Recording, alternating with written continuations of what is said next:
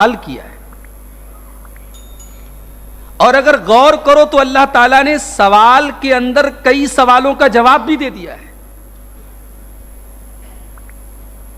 بڑی پیاری آیت، ویسے تو پورا قرآن بہت پیارا ہے، مگر یہ آیت یہ اپنے اندر بہت بڑا پیغام رکھتی ہے۔ یہ آیت جو ہے سورہ نساء کی آیت ہے۔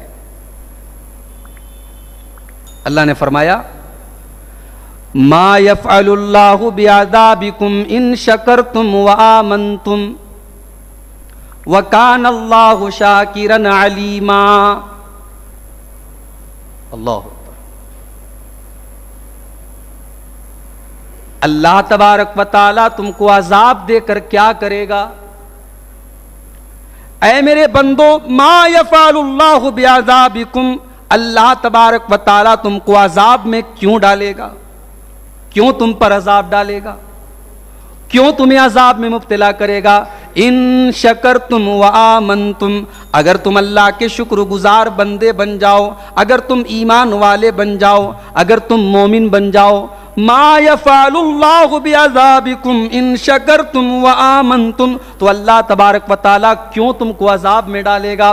وکان اللہ شاکرا علیما، ارے اللہ تو وہ ہے جو چھوٹی چھوٹی نیکیوں پر بڑا بڑا بدلہ دینے والا ہے، جو نیکیوں کی قدر کرنے والا ہے۔ اور اللہ تو وہ ہے جو تمہارے دل کی نیتوں کو بھی جانتا ہے۔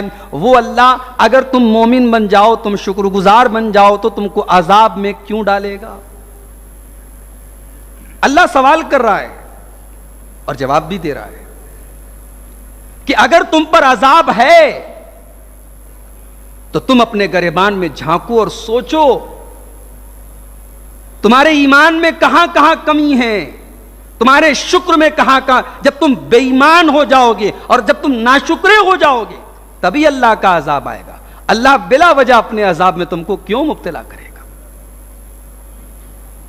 اور ہم اور آپ، ہم تو اللہ کے محبوب نبی کی محبوب امت ہیں۔ ارے ہماری شان تو یہ ہے کہ اللہ تبارک و تعالیٰ نے ہمیں سب سے بہترین امت قرار دیا۔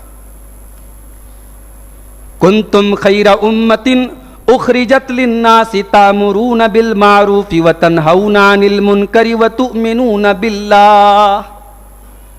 اے مسلمانوں، تم دنیا کی سب سے بہترین امت ہو، تمہیں لوگوں کے لیے نکالا گیا ہے، تمہیں لوگوں کے لیے برپا کیا گیا ہے، پیدا کیا گیا ہے۔ تامرون بالمعروف، تم دنیا کو نیکی کا پیغام دینے کے لیے آئے ہو۔ وتنہون عن المنکر، تم برائیوں سے روکنے کے لیے آئے ہو۔ وتؤمنون باللہ، اور تم دنیا کی اکلوتی قوم ہو جو صرف اور صرف اللہ کے اوپر ایمان رکھتی ہے۔ تم توحید والے ہو، تم ایمان والے ہو۔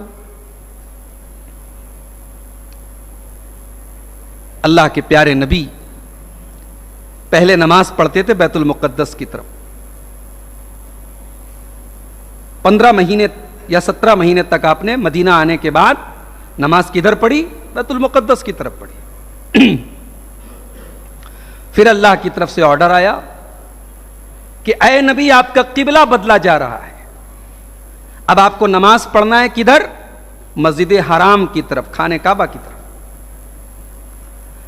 اب جب قبلہ بدل دیا گیا تو یہودیوں نے اعتراض کرنا شروع کر دیا ہے کہ صاحب ان کے دین کا تو کوئی ٹھکانہ نہیں ہے، کل کچھ اور قبلہ تھا، آج کچھ اور قبلہ ہے۔ تو اللہ نے کیا جواب دیا؟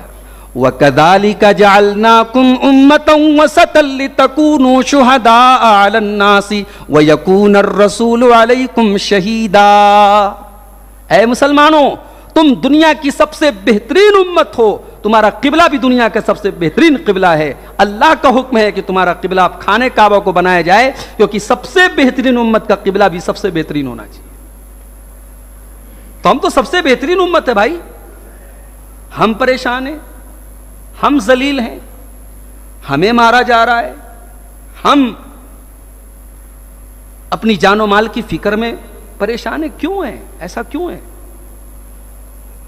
قرآن کریم جواب دیتا ہے ان اللہ لا یغیر ما بقوم، سورہ رعد کی آیت نمبر 11 ہے، ان اللہ لا یغیر ما بقوم حتی یغیروا ما بانفسہم واذا اراد اللہ بقوم سوءا فلا مرد له وما لهم من دونہ من وال۔